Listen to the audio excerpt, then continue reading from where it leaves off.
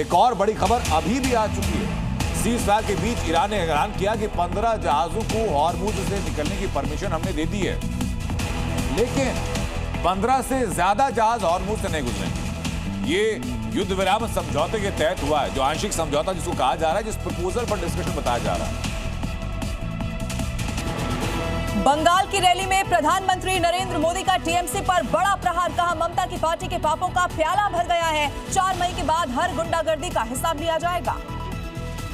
3 राज्यों में विधानसभा चुनाव के लिए वोटिंग है जारी। असम 126 सीटों पर मतदान, तो वहीं 722 उम्मीदवारों की किस्मत का होगा फैसला। सुबह 11 बजे तक 38.92% हुआ मतदान। केरलम विधानसभा की 140 सीटों पर वोटिंग लगातार जारी। पुडुचेरी में 30 सीटों के लिए हो रहा है मतदान। केरलम में 11 बजे तक 33.28% वोटिंग हुई है। पुडुचेरी में 11 बजे तक ये मतदान फीसद 37.06 रहा।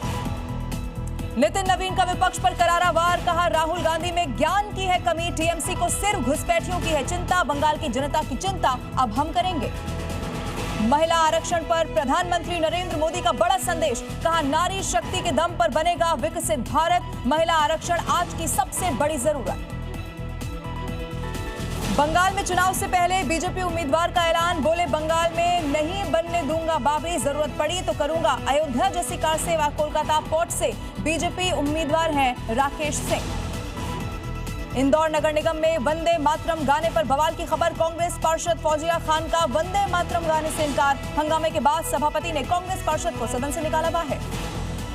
नोएडा में मौत का एक और गड्ढा, सेक्टर 94 में बने गड्ढे में गिरकर एमआईटी के छात्र की मौत। परीक्षाएं खत्म होने के बाद पार्टी करने गए थे छात्र, दोस्तों के साथ पानी में नहाने उतरा था हर्षित।